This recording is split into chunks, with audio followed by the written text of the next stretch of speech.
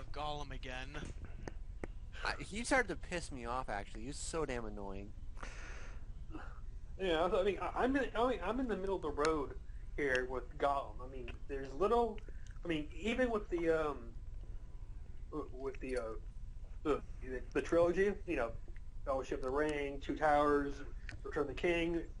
There were some parts where I had sympathy for Gollum, and I wanted him to be redeemable, and you know, not. I mean, basically stick out in this evil out of I have to get the ring. I need the precious, and but then right when it came to Two Towers, I knew there was nothing redeemable about Gollum, that he had to go, and it's rather ironic that if Gollum had not gone with Sam and Frodo, the ring would not have been destroyed. And it's his own greed that caused the ring to be destroyed, which is ironic and when you Well, think about it. the irony about Lord of the Rings, it's ironic. The irony about that is that the one thing that originally saved the ring would be its ultimate downfall.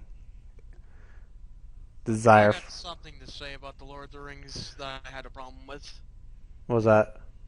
Well, in Return of the King, if you read the book, originally the sword was remade so to fight Sauron or whatever his name was, that wizard, Sauron? the So guy Oh, who made the ring. Saruman. Yeah, white. Yeah. Yeah, the white wizard. In the book, he was supposed to be reborn as a giant monster, and they completely skipped that scene in the movie. Who's reborn? The White The Wizard. guy who, no, not the White Wizard, the guy who made the ring. Oh, him? Actually, they explained that in the movie. Peter Jackson thought about putting him in, but he realized this was more about Frodo's journey than about that. And to be honest, I was kind of glad he didn't put that in because it would have I think it would have killed the movie a bit, hurt the movie a little bit if they didn't put that, if they had put that scene in. It would have, I don't know, I don't think it would have been as good. I think you didn't need it. You knew him through the eye. That's how you knew his presence, was through that freaking eye, and you knew he. Well, no, even before that, even the Fellowship of the Ring, the very first scene. By the way, elves kick ass. The first battle, the front line of the elves, slashing with their swords, and then you see Sauron fucking beating everybody with a fucking mace. You see him, you know how evil he is, and all that. So, and the threat is the eye, and the eye holds all the power. Now he could still control the ring, so he is very still a threat. If he was a big monster, people are like, oh, so we could just shoot a couple hundred arrows at him and he dies. Woo! And yeah, it would be anticlimactic. Exactly. Well, his yeah. big towering eye of red flame, I'd be like, yeah, that's intimidating. and it would have felt more like a cheesy boss fight in a video game than an actual. That's how I felt. It felt more like it was just, oh look, a boss fight now, than being that have that final epic fight they did. Yeah. My favorite movie had to be Return of the King, actually. I mean, it's between Fellowship and Return of the King. The Two Towers, but Well, go ahead. Go ahead. who, me? Yeah. Yeah. Okay. Me. I mean, I don't view it as three films. I mean, the story is ongoing, so it's like this one big film in my opinion. So I can't really pick one over the other as being a favorite in a list of 1, 2, and 3. I mean, I like all three in my opinion. So if you're going with the theatrical version versus extended cut, I'm going to go with the extended versions because those broaden the story in my opinion. Oh, they do, very much so. I bought, well, at first didn't have the extended edition when they first came out, so I bought the original DVDs. And then a little bit later, I bought the extended edition for Return of the King, and it's a major difference on all the three movies that have the extended edition. It's a lot more plot, a lot more story, things that you didn't notice at first, or what actually happens to this person, like Saruman, and the non-extended, he just supposedly he's just in the tower, but in the extended edition, he gets fucking arrowed and betrayed by that little weasel. So I mean, it's a very much better story of the extended edition. Yeah, and I mean that's pretty much how I went with it. First, I bought Fellowship of the Ring DVD. Then I found out that an extended edition. So then I bought the. And after that, I didn't bother to buy editions ever. I just put it for the extended release and bought those. And I believe isn't the box set the Blu-ray edition of the trilogy? Isn't that an edition, or is it the theatrical? I think that's the extended version, but I'm not gonna get it because I've heard the quality is crap on those. What, on the box set or the individual? On the Blu-ray set for Lord of the Rings, the massive box set one, I heard the quality is absolute crap. What about the individuals? Any difference? I don't know. Probably the same thing. It's just one's a box set and one's and they're individual. Same thing with the like for Star Wars or anything else. It's just one's a box set, so you save a little money, or you can buy them individually and spend a little more money. That's the only difference. Yeah, because I'm going to actually buy.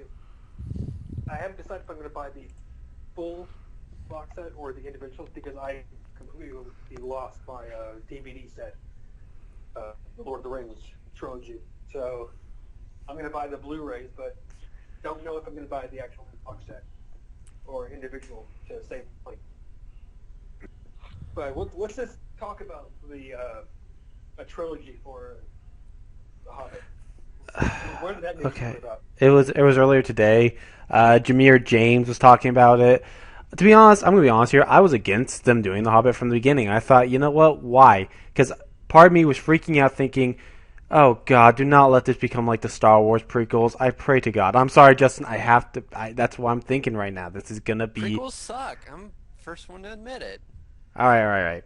But this is what I'm. Jar Jar Binks was the stupidest thing they could have done. The only reason he was useful was to be mind tricked by fucking the Emperor to make the clone army. That's the only reason of him. But like I said, I was against this from the beginning. I was like, just do not do The Hobbit, please. I do not want another Star Wars prequel. This time it's Lord of the Rings. I didn't want this, and now they're doing 3 parts, and I'm thinking, fucking hey, Lucas. I mean, wait, Peter Jackson. Sorry, getting my directors Punch you confused. in the face. Yeah, sorry. Punch you in the face. September, I'm going to punch you in the face. What is this all about? I mean, I accidentally said Lucas instead of Peter Jackson. I didn't mean to. It was an accident. and he's in favor of Peter Jackson. No, he's insulting George Lucas, and I'm going to punch him in the face. I said I was sorry about that one. Wait, I'm sorry. How Even can you Nicole's not- saying punch him in the face. I'm sorry, I didn't mean to say. I meant Peter Jackson. Oh God, I'm just not. I'm kind of I'll still see it, but at this point, I'm kind of really hesitant because I'm just think this is going to be a disaster. I mean, the trailer made me very happy. I mean, at first I didn't think it was gonna be good, but the trailer alone made me seem okay. This is actually pretty good, and the music's good. That's a lot of freaking hobbits though in the movie. I was like, that's a little weird, but the music. I mean, it looked pretty good. But now it's a trilogy. There's no way they can have enough content to fill 3 movies for a Hobbit movie. There's no way. It's gonna be like 90% filler. Yeah, because unless they do some made-up adventure story that's set between The Hobbit and I know Fellowship what of the Ring. they're gonna do one like the first movie will like beginning into it, and then the second movie will be